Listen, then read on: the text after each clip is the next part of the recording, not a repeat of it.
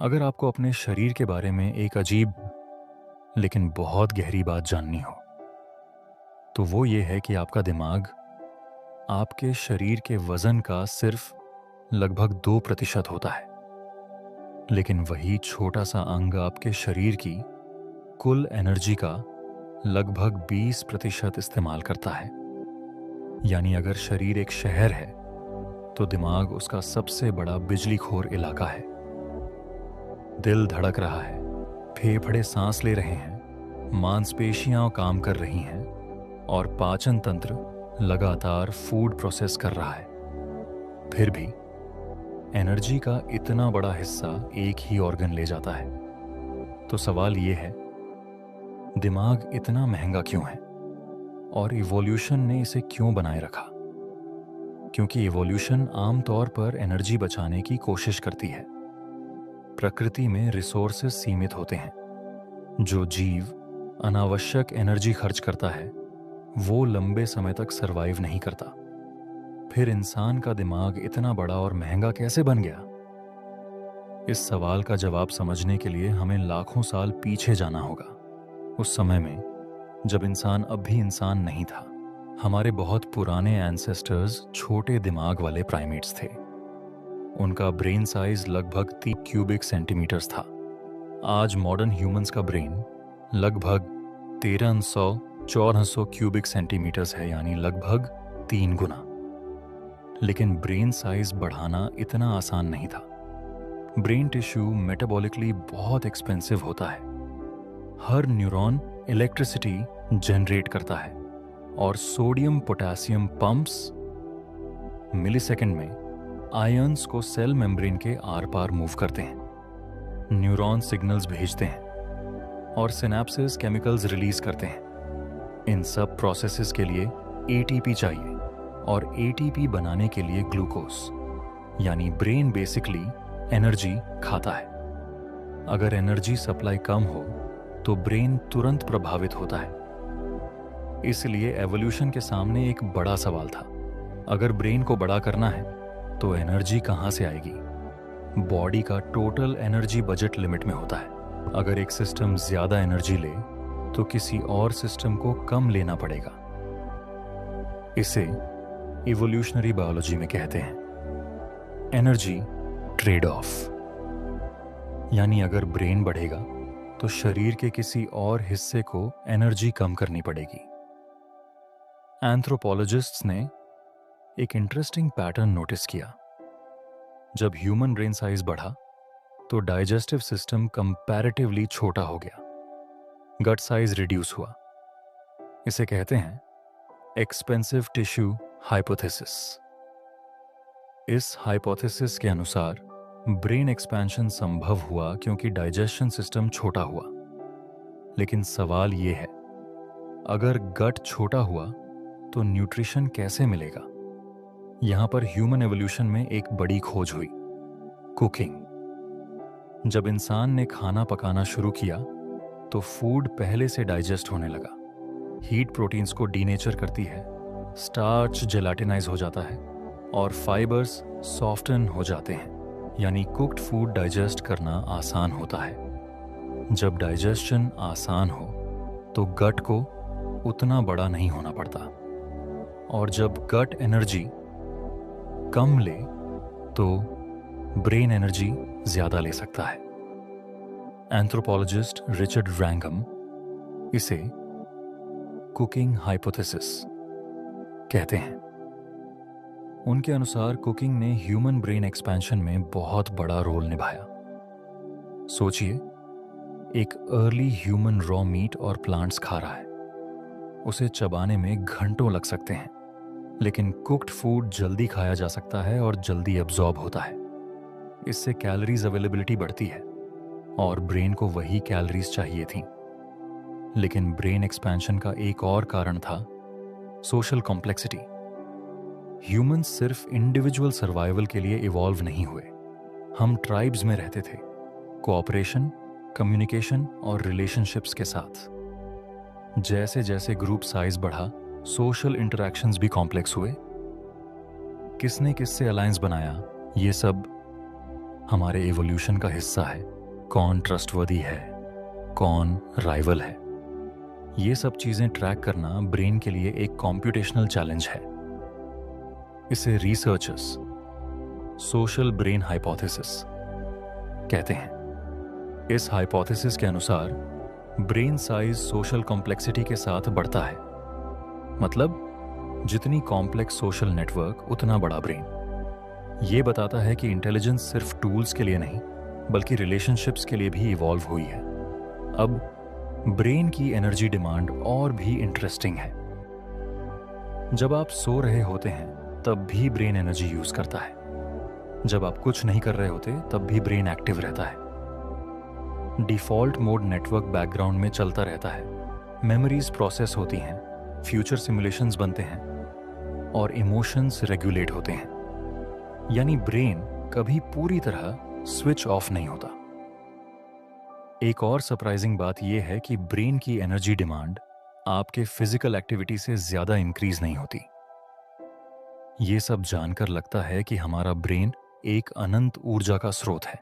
अगर आप मैराथन दौड़ते हैं तो आपके मसल्स ज्यादा एनर्जी लेते हैं, लेकिन ब्रेन का एनर्जी कंजम्पशन हमेशा स्टेबल रहता है। सोचिए, आपका ब्रेन लगभग 6 बिलियन न्यूरॉन से बना है। हर न्यूरॉन हजारों कनेक्शंस बना सकता है, यानी ट्रिलियंस ऑफ साइनेप्सिस। ये सिनेप्सिस केमिकल सिग्नल्स ट्रांसमिट करते हैं और पूरी नेटवर्क इलेक्ट्रिसिटी जैसी एक्टिविटी में चलती है। इसीलिए ब्रेन ग्लूकोज पर निर्भर है। अगर ब्लड ग्लूकोज लेवल बहुत नीचे गिर जाए तो ब्रेन फंक्शन तुरंत प्रभावित होता है। इसीलिए बॉडी ब्रेन को प्रायोरिटी देती है। फास्टिंग के दौरान भी बॉडी ग्लूकोज मेंटेन करने की कोशिश करती है। जब ग्लूकोज कम होता है तो लिवर कीटोन्स बनाता है ताकि ब्रेन को ऑल्टरनेटिव फ्यूल मिल सके। ये सब दिखाता है कि ब्रेन कितनी क्रिटिकल स्ट्रक्चर है कि बॉडी उसके लिए बैकअप सिस्टम्स भी बनाती है। लेकिन ब्रेन एक्सपेंशन के साथ एक और चैलेंज आया, child birth.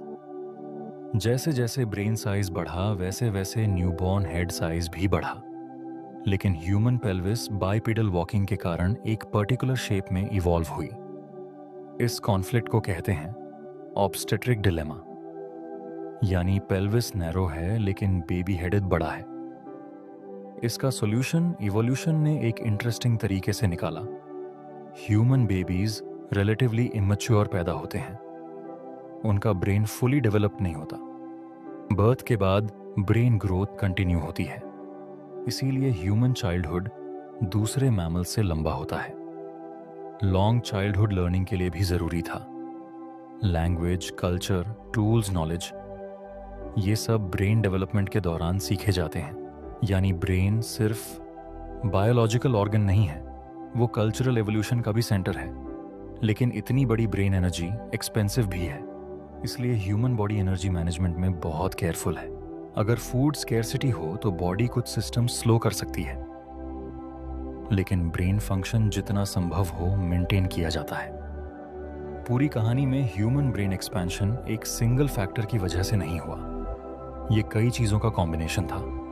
Cooking, better nutrition, social complexity, tool use और लैंग्वेज डेवलपमेंट, इन सब ने मिलकर ब्रेन को एक्सपैंड किया। लेकिन एक्सपेंशन के साथ एनर्जी कॉस्ट भी आई। इवोल्यूशन ने उस कॉस्ट को बैलेंस किया। गट छोटा हुआ, चाइल्डहुड लंबी हुई और बर्थ स्ट्रैटेजी बदली। यानी एवोल्यूशन इंजीनियरिंग की तरह काम करती है। ह्यूमन ब्रेन उसी एडजस्टमेंट की कहानी है। आज हम टेक्नोलॉजी बना सकते हैं, साइंस समझ सकते हैं और फ्यूचर इमेजिन कर सकते हैं। ये सब उसी ऑर्गन की वजह से है जो शरीर का सिर्फ 2% है लेकिन एनर्जी का 20% लेता है। सोचिए, एवोल्यूशन ने सर्वाइवल के लिए सिर्फ ताकत नहीं चुनी बल्कि सोचने की क्षमता चुनी। और सोचने की क्षमता हमेशा सस्ती नहीं होती। अब तक हमने समझा कि मानव मस्तिष्क इतना ऊर्जा क्यों लेता है, लेकिन कहानी यहीं खत्म नहीं होती, क्योंकि एवोल्यूशन सिर्फ अतीत की कहानी नहीं है, वो वर्तमान में भी चल रही है और शायद भविष्य में भी हमारी सोचने की क्षमता नए रूप ले सकती है। आज का मानव दिमाग एक बहुत अजीब एनवायरनमेंट में रह रहा है। लाखों साल तक हमारे दिमाग को जिस दुनिया में काम करना था, वो दुनिया धीमी थी, जानकारी सीमित थी। लेकिन आज हमारा दिमाग एक ऐसे एनवायरनमेंट में है जहां जानकारी अनंत है। हर मिनट नई खबरें, हर सेकंड नया विजुअल स्टिमुलस और हर दिन हजारों डिसीजंस। एवोल्यूशन ने हमारे दिमाग को ऐसी दुनिया के लिए नहीं बनाया था, लेकिन अब वही दिमाग उसी दुनिया में काम कर रहा है। अब यहाँ एक इंटरेस्टिंग पैराडॉक्स है। इतनी इंफॉर्मेशन के बावजूद दिमाग की ऊर्जा खपत ड्रामेटिकली नहीं बढ़ी। क्यों? क्योंकि ब्रेन ने एफिशिएंसी बढ़ा ली है। जब आप बार बार कोई स्किल सीखते हैं तो ब्रेन उस प्रोसेस को ऑप्टिमाइज कर देता है। इसे कहते हैं न्यूरल एफिशिएंसी। जैसे जब आप पहली बार कार चलाना सीखते हैं तो दिमाग बहुत ज्यादा एफर्ट करता है, लेकिन कुछ समय बाद वही काम ऑटोमेटिक हो जाता है। इसी तरह डिजिटल दुनिया के साथ ब्रेन धीरे धीरे अडेप्ट कर रहा है। लेकिन एडेप्टेशन के साथ एक नई समस्या भी आई है, अटेंशन फ्रैगमेंटेशन। पहले दिमाग लंबे समय तक एक ही टास्क पर काम कर सकता था, लेकिन आज अटेंशन बार बार शिफ्ट होती है। नोटिफिकेशंस और स्क्रीन्स ब्रेन को माइक्रो बर्स्ट में काम करने के लिए मजबूर करते हैं। इसमें एनर्जी कम खर्च होती है, लेकिन मेंटल फटीग ज्यादा महसूस होती है, क्योंकि फटीग सिर्फ एनर्जी से नहीं, अटेंशन कंट्रोल से भी जुड़ी होती है। यानी मॉडर्न लाइफ में ब्रेन एनर्जी मैनेजमेंट एक नए तरीके से काम कर रहा है। आज इंसान शारीरिक काम कम करता है, लेकिन कॉग्निटिव काम ज्यादा करता है। कई जॉब्स में बॉडी हार्डली मूव करती है, लेकिन ब्रेन लगातार प्रोसेसिंग कर रहा होता है। Planning, analysis, communication, decision making. मानव इतिहास में पहली बार इतने बड़े स्केल पर लोग अपने ब्रेन से रोजी कमा रहे हैं। कुछ साइंटिस्ट्स कहते हैं कि हम एक नई फेज में प्रवेश कर चुके हैं, कॉग्निटिव इकोनॉमी। यहां फिजिकल स्ट्रेंथ से ज्यादा मेंटल प्रोसेसिंग की वैल्यू है, लेकिन ब्रेन की एनर्जी लिमिट वही है। 24 घंटे में ब्रेन को वही फ्यूल मिलता है। इसलिए मॉडर्न लाइफ में मेंटल ओवरलोड भी कॉमन हो गया है। अब भविष्य की तरफ चलते हैं। क्या मानव मस्तिष्क आगे भी इवॉल्व होगा? यह सवाल बहुत जटिल है। बायोलॉजिकल इवोल्यूशन बहुत धीमी प्रक्रिया है, जबकि टेक्नोलॉजी तेजी से बदल रही है। आज हम ऐसे टूल्स का उपयोग करते हैं जो हमारे ब्रेन को एक्सटेंड करते हैं, जैसे कैलकुलेटर, कंप्यूटर और आर्टिफिशियल इंटेलिजेंस।